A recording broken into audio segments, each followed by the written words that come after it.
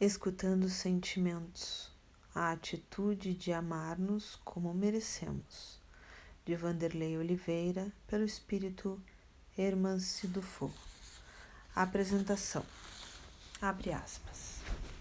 Cada espírito, herdeiro e filho do Pai Altíssimo, é um mundo em si com as suas leis e características próprias. Fecha aspas. André Luiz. Trecho extraído do livro Obreiros da Vida Eterna, do autor espiritual André Luiz, pela psicografia de Chico Xavier. Na grande batalha da vida, cascalhos e pepitas costumam rolarem juntos. Ao garimpeiro cabe a primazia de saber diferenciá-la, a fim de dar a cada um o seu destino próprio. Assim também são os nossos sentimentos. Necessitamos de coragem e amadurecimento perispiritual para identificá-los, adquirindo condições de retirá-los da penumbra do psiquismo e utilizá-los como fator transformador da nossa existência. É muito difícil conviver com fantasmas incitando as nossas dificuldades e depois nos entregarmos ao tribunal da consciência, onde seremos condenados ao menosprezo. Quem assim vive, jornadeia nos porões da existência, onde apenas pelas frestas da misericórdia do Criador vê restes de luz. Como pode o Pai da criação esperar daqueles que assim vivem colaboração mais efetiva? E estes, como sentirem-se herdeiros se vivem na miséria de si mesmos? Se somos criados à imagem e semelhança de nosso Pai, como conciliar tanta diferença de propósitos? Hermance, nessa obra, com a ajuda de outros mensageiros do mundo maior, vem em nosso socorro com o intuito de nos orientar, concitando-nos a deixar de sermos os sicários de nós mesmos. Primeiro, pela didática do conhecimento, vamos retirando as escamas dos olhos que dificultam a visão do grande destino para o qual fomos criados. Depois, pela busca da expressão do sentir, vamos nos conscientizando, paulatinamente, deste grande destino. A doutrina espírita, quando bem entendida, é para nós um manancial de informações que nos arregimenta condições para este fim. Louvado seja Deus, nosso Pai, por nos oferecer mais essa grande oportunidade, no alvorecer de uma nova era. Bem-aventurados seremos nós, se soubermos aproveitá-la. Jaider Rodrigues de Paula. Ele é médico formado pela Faculdade de Ciências Médicas, Belo Horizonte, Minas Gerais, com especialização em psiquiatria, homeopatia e administração hospitalar. Sócio fundador e presidente da Associação Médico Espírita de Minas Gerais. Médico assistente do Hospital Espírita André Luiz, de Belo Horizonte. Psiquiatra e psicoterapeuta do Instituto de Assistência Psíquica, Renascimento, Belo Horizonte. Expositor espírita, com participação em palestras, seminários e congressos nacionais e internacionais. Coautor dos livros Por que Adoecemos, volume 1 e 2. Desafios em Saúde Mental, Hospital Espírita André Luiz, Um Lar de Jesus. E Saúde e Espiritismo. Introdução. A Rota dos Filhos Pródigos. Abre aspas. Vem um dia em que, ao culpado, cansado de sofrer, com orgulho afinal abatido, Deus abre os braços para receber o filho pródigo, que se lhe lança aos pés. As provas rudes, ouvi-me bem, são quase sempre indício de um fim de sofrimento e de um aperfeiçoamento do espírito quando aceitas com o pensamento em Deus. Fecha aspas. Santo Agostinho, Paris, 1862. O Evangelho segundo o Espiritismo, capítulo 14, item 9. Os terapeutas e voluntários dispostos a servirem ao próximo na tarefa de amor e recuperação espiritual não podem dispensar uma análise cuidadosa da passagem evangélica do filho pródigo, constante no Evangelho de Lucas, capítulo 15, versículos 11 a 32. Essa mensagem evangélica é a história da peregrinação humana ao longo dos séculos. A história de nosso caminhar pela conquista da humanização. Consideremos o egoísmo como a doença original do ser. Ninguém escapou de experimentá-lo na espiral do crescimento. Até certa etapa foi impulso para frente. Depois, quando a racionalidade permitiu a capacidade de escolher, tornou-se a matriz nosológica das dores humanas, transformando-se no hábito doentio de atender aos caprichos pessoais. A centralidade do homem no ego estruturou a arrogância, sentimento de exagerada importância pessoal. Perdemos o contato com a fonte inexaurível da vida, o self divino, e passamos a peregrinar sob a escravidão do eu, entre aspas. O resultado mais infeliz desse caminhar apartado de Deus foi uma terrível sensação de abandono e inferioridade. O ato de arrogar constituiu, pois, a proteção instintiva da alma contra a sensação de menos-valia. Esse foi seu primeiro passo no processo evolutivo em direção à ilusão, ou seja, a criação de uma imagem idealizada, um mecanismo de defesa para não desistir, que fixou a vida mental em noções delirantes sobre si mesma. Assim nasceram no tempo as matrizes psíquicas das mais graves patologias mentais. Essa autoimagem é o delírio primitivo, um recurso que, paulatinamente, a consciência foi obrigada a construir no conjunto das percepções de si mesma, para se defender da sensação de indignidade perante a vida. Nessa ótica, podemos pensar as psicopatologias como uma recusa em ser humano, uma desobediência por não querer assumir o que se é na caminhada do progresso. Tornar-se humano significa assumir sua pequenez no todo universal. Ter consciência da cruel sensação de desconexão com o Criador e do que realmente representamos no contexto do bailado cósmico. Mas também significa assumir-se como filho de Deus, um filho pródigo de heranças excelsas, que precisa descobri-las por si próprio e adquirir o título de herdeiro em sua obra. Isso exige trabalho, dinamismo, ação e responsabilidade. Portanto, a velha questão filosófica da realidade é mais velha que se imagina. Fragmentação psíquica não se restringe apenas ao resultado de desajustes ou traumas.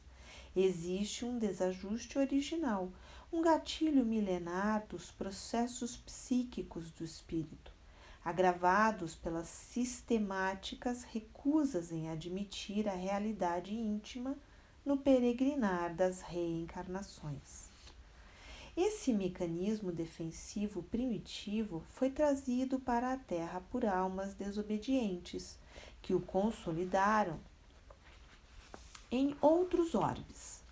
As noções de abandono e castigo, trazidas com os deportados, incitaram os habitantes singelos da Terra a imitarem as atitudes de rebeldia, orgulho, revolta e desvalor.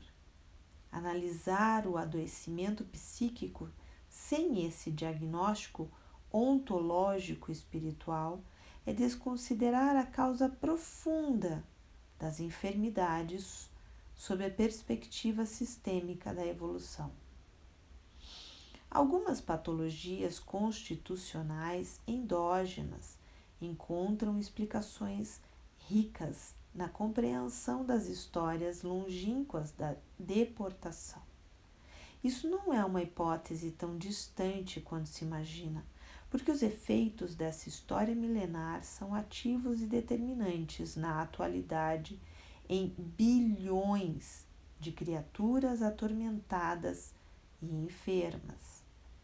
O desajuste primário, a dificuldade em aceitar a realidade terrena, é fator patogênico de bilhões de almas reencarnadas e de mais um conjunto de bilhões de outras fora do corpo, formando uma teia vibratória psicótica no cinturão da psicosfera terrena.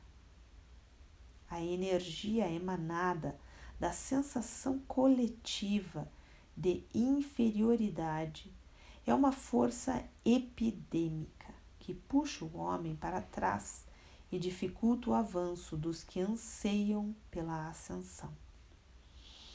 O tamponamento mental na transmigração intermundos foi parcial. Os, abre aspas, símios psíquicos, fecha aspas. Nota do autor. A expressão símios psíquicos é uma metáfora usada pela autora espiritual para explicar a condição mental dos espíritos que foram exilados para o planeta Terra há alguns milênios. Os símios eram os chamados primatas, que tinham uma evolução psíquica limitada e com toda uma gama de inteligência a ser desenvolvida ao longo das eras.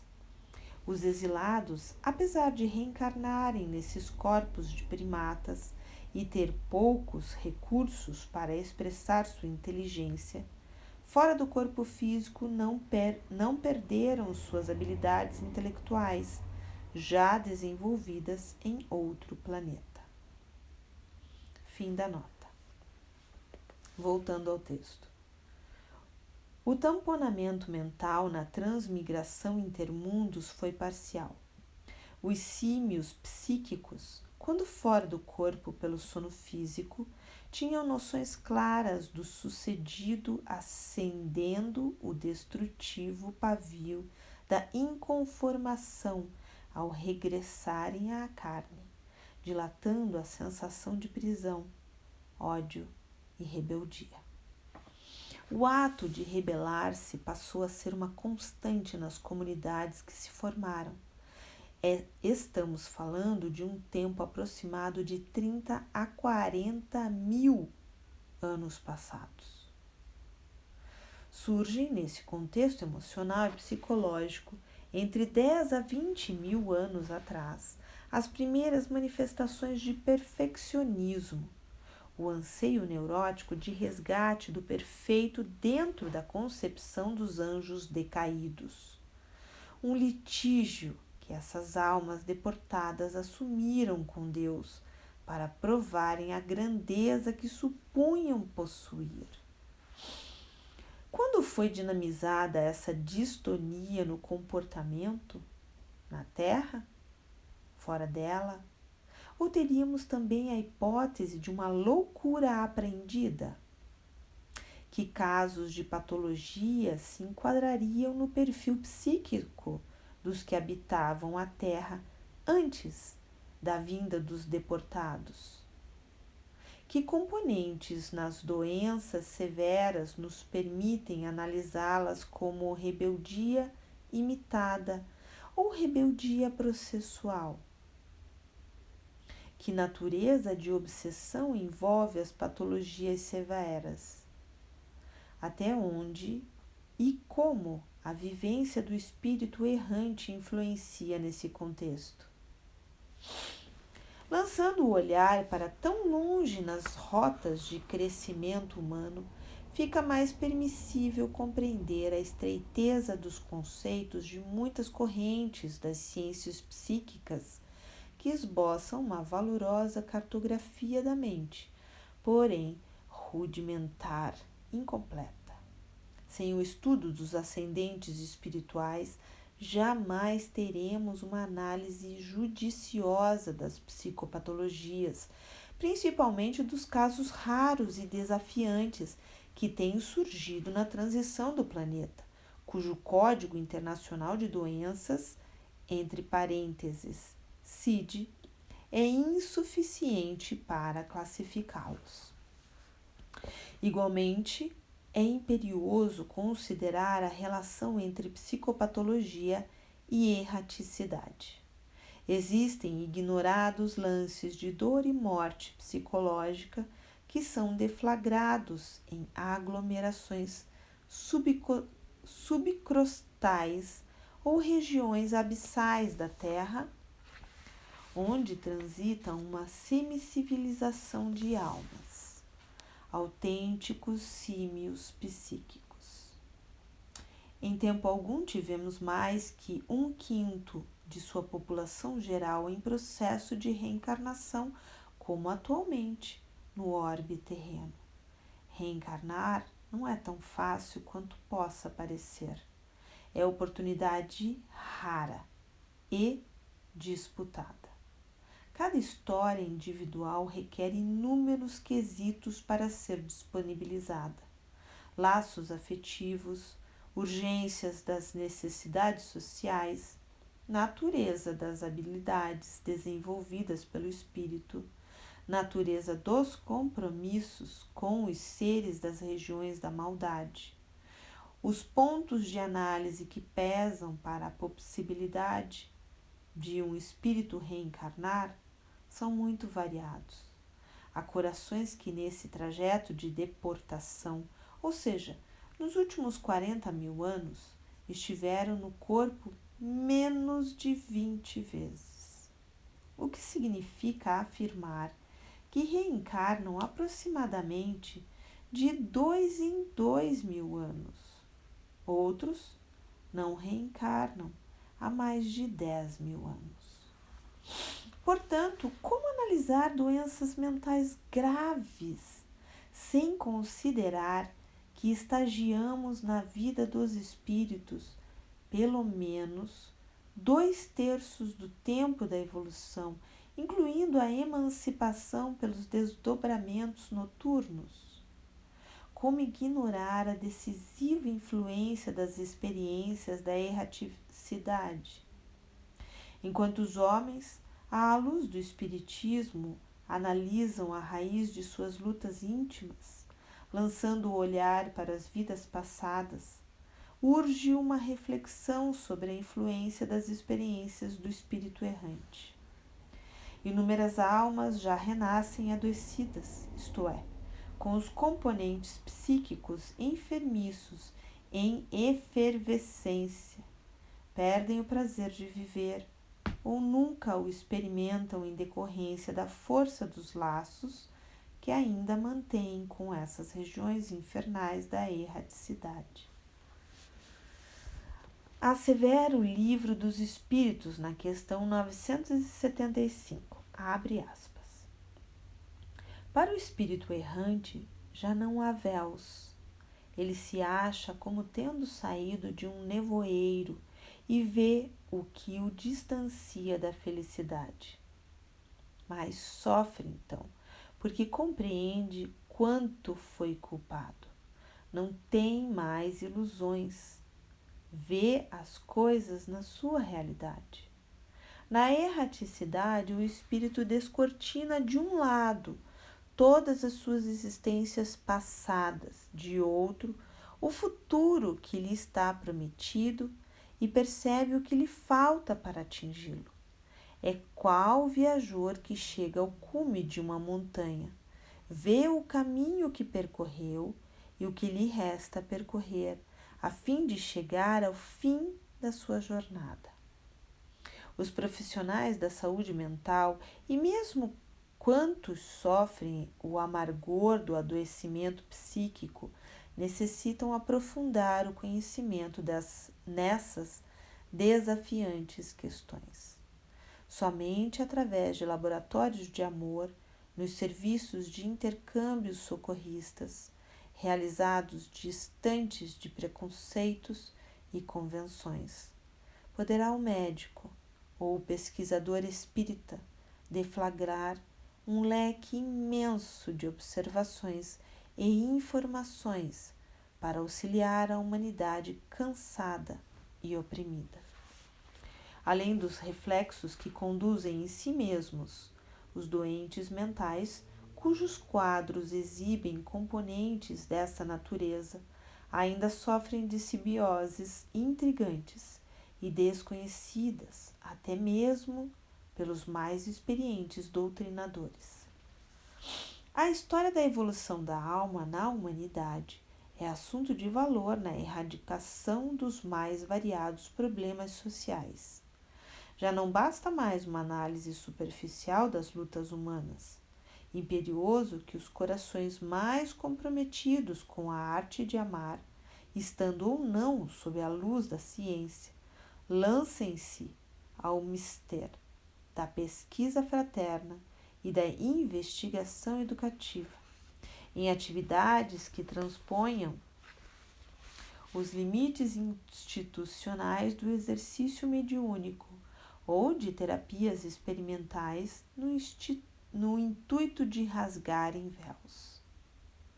Uma indagação do codificador na questão 973 de O Livro dos Espíritos merece análise na conclusão de nossos raciocínios. Abre aspas. Quais os sofrimentos maiores a que os espíritos maus se veem sujeitos? Não há descrição possível das torturas morais que constituem a punição de certos crimes. Mesmo o que as sofre teria dificuldade em vos dar delas uma ideia. Indubitavelmente, porém, a mais horrível consiste em pensarem que estão condenados sem remissão. Fecha aspas. É por conta desse sentimento de condenação incrustado no psiquismo desde tempos imemoriais que a criatura, em tese, não consegue ou desconhece o prazer de viver e a saúde. Possivelmente, a esmagadora maioria da população terrena, por essa razão, esteja situada psicologicamente na passagem do filho pródigo, exatamente no versículo 19, que diz, abre aspas, já não sou digno de ser chamado teu filho. Faze-me como um dos teus trabalhadores. Fecha aspas. A rota evolutiva dos filhos pródigos, que somos todos nós, é um percurso de esbanjamento psíquico através da atitude arrogante. Tal ação não poderia ser correspondida com outra sensação senão de vazio interior, cansaço de si e desvalimento, que são os elementos emocionais estruturadores da depressão, doença da alma ou estado afetivo de penúria e insatisfação. A terminologia contemporânea que melhor define esse caos sentimental é a baixa autoestima, quadro psicológico que nos enseja a ampliar ostensivamente os limites conceituais dos episódios depressivos, sob enfoque do espírito imortal. Nesta hora grave pela qual passa a terra, um destrutivo sentimento de indignidade aninha-se na vida psicológica dos homens. Raríssimos corações escapam dos efeitos de semelhante tragédia espiritual, causadora de feridas diversas. Uma dolorosa sensação de inadequação e desvalor pessoal assoma o campo das emoções com efeitos lastimáveis. Abandono, carência, solidão, sensação de fracasso e diversos tormentos da mente agrupam-se na construção de complexos psíquicos de desamor e adversidade consigo próprio. Salienta Santo Agostinho, abre aspas, vem um dia em que ao culpado, cansado de sofrer, com orgulho afinal abatido, Deus abre os braços para receber o filho pródigo, que se lhe lança aos pés. Fecha aspas. Imprescindível atestar que nossa trajetória manchada de quedas e erros não retirou de nenhum de nós a excelsa condição de filhos de Deus. A celeste bondade do mais alto, mesmo ciente de nossas mazelas, conferiu-nos a bênção da reencarnação com enobrecedores propósitos de aquisição da luz. É a lei do amor, mola propulsora do progresso e das conquistas evolutivas. A misericórdia, todavia, não é conivente. Espera-nos no cadinho educativo do serviço paciente, de burilamento íntimo. Contra os anelos de ascensão, encontramos em nossa intimidade os frutos amargos da semeadura inconsequente. São forças vivas e renitentes a vencer. Sem dúvida, a ignorância cultural é causa de misérias sociais incontáveis. Entretanto, a ignorância moral, aquela que mata ideias e aprisiona o homem em si mesmo, é a maior fonte de padecimentos da humanidade terrena. O amor a si mesmo ainda é uma lição a aprender, uma longa e paciente lição. Quantas reencarnações neste momento têm por objetivo precípuo restabelecer o desejo de viver e recuperar a alegria de sentir-se em paz? Como operar semelhante transformação sem a aplicação da caridade consigo mesmo? Criados para o amor, nosso destino glorioso é a integração com a energia da vida e com a liberdade em seu sentido de plenitude e paz interior. Ninguém ficará fora desse fatalismo divino.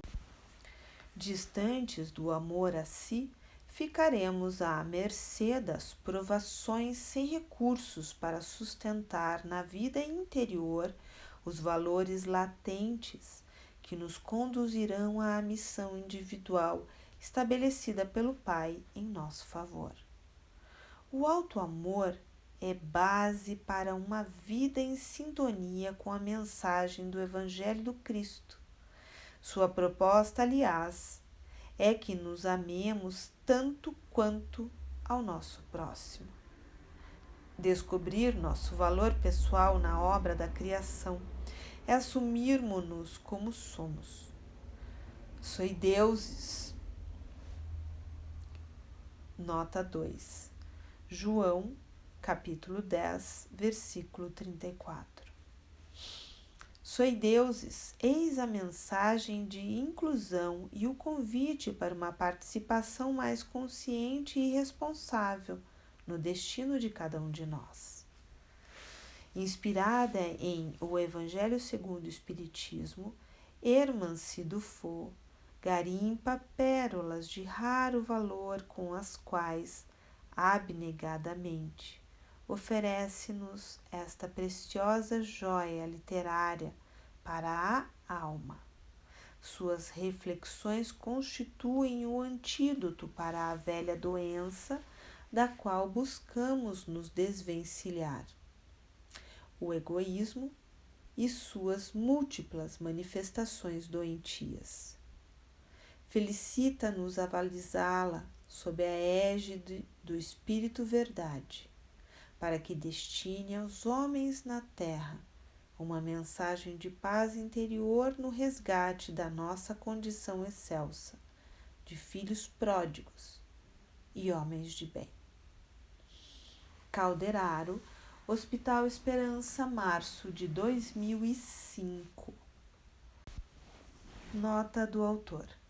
Essa introdução foi escrita no Hospital Esperança e transcrita pela autora espiritual Hermance Dufault através da psicografia. Calderaro é o iluminado instrutor de André Luiz na obra No Mundo Maior, psicografada por Chico Xavier, editora FEB. O Hospital Esperança é uma obra de amor erguida por Eurípides Barçanufo no mundo espiritual. Seu objetivo é amparar os seguidores de Jesus que se deparam com aflições e culpas conscienciais após o desencarne.